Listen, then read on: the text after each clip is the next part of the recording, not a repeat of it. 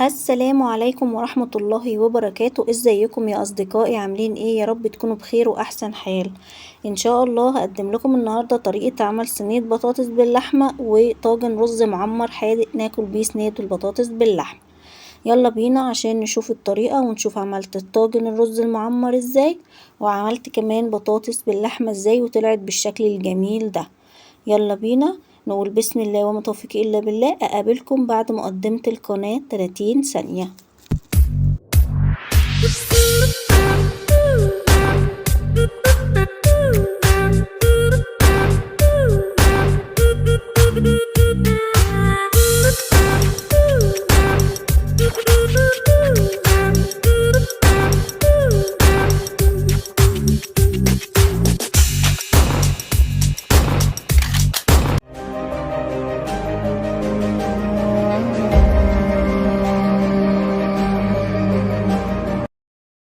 مبدئيا بسم الله وما توفيقي الا بالله.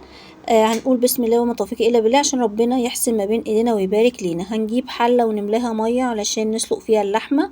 ودي عندي اللحمه، طبعا انا جبتها وحطيتها في ميه وخل، لازم اغسل اللحمه بميه وخل والا ما اطمنش وما اعرفش اكلها. وماليش دعوه بالناس بتقول بتتغسل ولا لا، انا بعمل اللي يريح بطني، ما اقدرش اكلها غير كده. طبعا هغسل اللحمة كويس بمية وخل وسايبة المية على النار علشان تغلي، وهروح اجهز البوكيه جرنيه اللي هحطه. طبعا معايا هنا بصلتين كبار عليهم ملح وفلفل عشان يشرب من مية البصل بتاع الفوهة.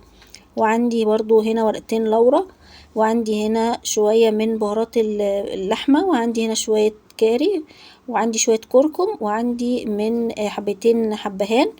وطبعا دي الحبهان ده حسب الرغبة، عايزين تضيفوه ضيفوه، مش عايزين خلاص براحتكم. هستنى اول ما المية تغلي وهضيف الحاجة بتاعتي. لو في طماطمية صغيرة بزودها عشان تروق الشوربة، مفيش خلاص بستخدم المكونات دي. عندي هنا خلاص الشوربة المية بدأت تغلي. هبتدي ان انا انزل فيها بالمكونات بتاعتي عشان تطلع لي شوربة جميلة رايقة مفيش فيها اي حاجة. اللحمة بتاعتي مش مجمدة، لحمة من عند الجزار عادي، عشان كده مخدتش سوا معايا. طبعا الشوربة معايا زي ما حضراتكم شايفين اهي رايقة وعملت اللون الجميل بتاعها، اللون الذهبي الحلو. هسيب بقى لحد ما الشوربة تغلي، واول ما تغلي هبتدي انزل فيها باللحمة قطعة قطعة وهي بتغلي. هنا عندي خلاص وصلت لمرحلة الغليان. هبتدي دلوقتي انزل باللحمة في قلب الغليان.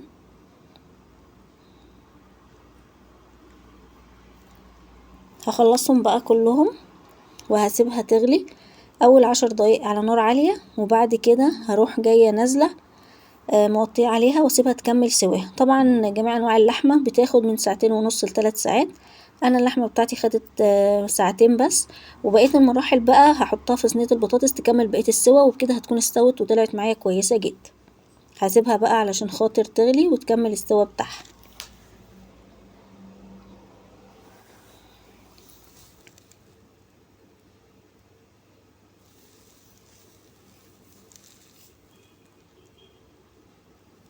عندي هنا هي بتغلي، حبيت اوريكم شكلها ولونها وقد ايه الشوربة رايقة ونضيفة ومفيش فيها ريم ولا اي حاجة، لان انا غسلت اللحمة كويس بمية وخل، ولان الشوربة مكوناتها بحط فيها كركم وكاري وكده فبتطلع باللون الجميل ده.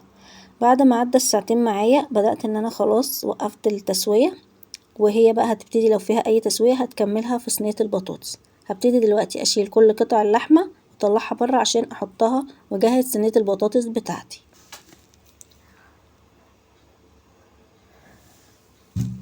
هنا عندي البطاطس جهزتها وقطعتها. طبعا انا عامل صينيه صغيره لان احنا فردين، بالتالي لو انتوا يعني ناس كتار هتعملوا اللي هو حجم كبير.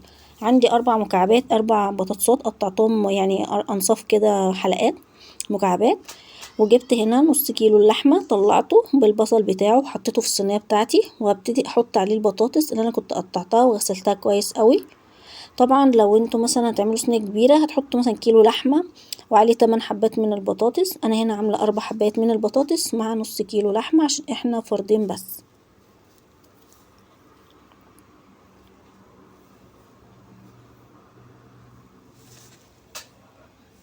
جبت هنا بصله كبيره خرطتها، حطيت عليها ملح وفلفل علشان اتبلها، وبايدي هبتدي ان انا يعني ادعك البصلايه بالملح والفلفل. حطيت عليهم قرن من الشطه الحمراء، قرن من الفلفل قصدي الاخضر اللي هو الحار، وحطيت عليهم فصين توم مفرومين. تمام. وعندي هنا كوبايه ونص من عصير الطماطم المجهز. كان عندي صلصه انا مجهزاها، هحط لكم طريقتها في الكابشن تحت، لان الصلصه المجهزه عندي بتبقى طعمها احلى من لسه فريش اللي لسه هتعمل، حتى هي لونها اهو مركزه. فحطيت كوبايه ونص. واما كان ونفس البوله اللي جبت فيها الصلصه هعبيها شوربه، كوبايتين من الشوربه بتاعه اللحمه، وهبتدي ان انا انزل بيهم. وطبعا تظبيط الملح والفلفل ده حسب رغبتي حضرتك. بعد ما نزلت اهو بالشوربه هقلب المكونات دي معايا كويس، لان هي دي المكونات اللي انا هسقي منها البطاطس باللحمه وهسيبها تستوي.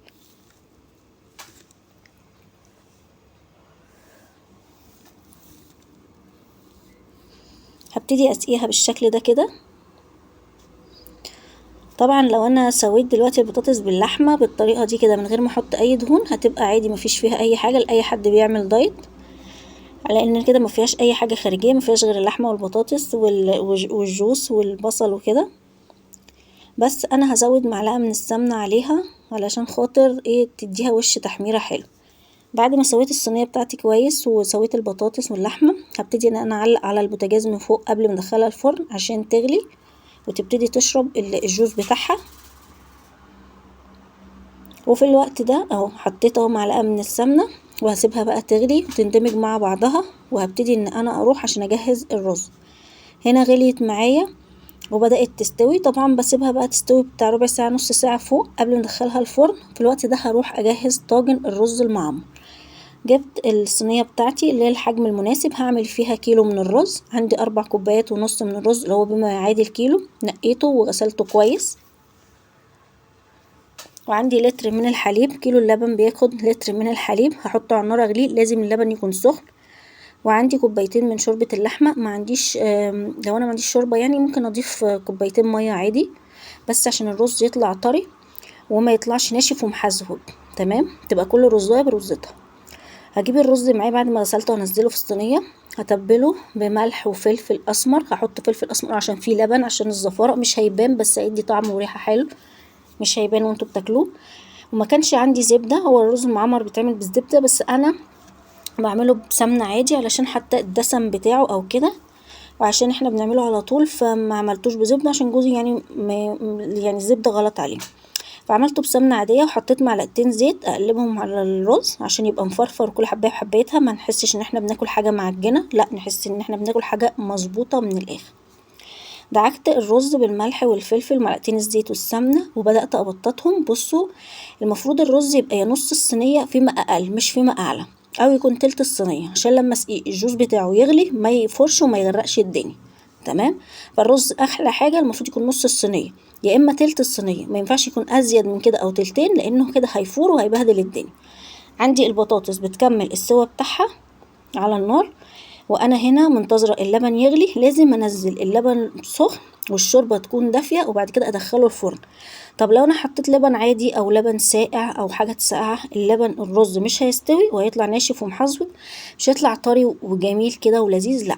طب في ناس بتاكل الرز المعمر ده مسكر، هتعمله بنفس الخطوات بتاعه الرز. طبعا مش هتضيفوا الملح والفلفل، هتضيفوا سكر، وطبعا اللبن هيتحط بس مع ميه ومش هيتحط معاه خالص الشرب. اللبن بتاعي هنا غلي وبدأت ان انا اضيفه على الرز. اللبن وهو بيغلي انزل بيه. اللبن بتاعي ده دسم شوية يعني جايباه من لبان كويس، فالوش بتاعه حلو وهيحمر لي الرز.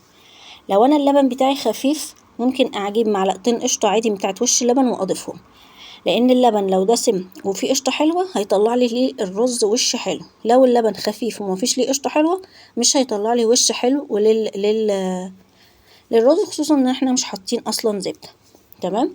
فانا اللبن بتاعي حلو، ولو مش متوفر بحط معلقتين قشطة كمان زيادة علشان الوش يبقى كويس. ودوت دلوقتي الشوربة، ودلوقتي اهو هبتدي اخد الصينية بتاعت البطاطس لان هي بدأت تتشرب الجوز بتاعها مع الرز معمر وهدخلهم الفرن.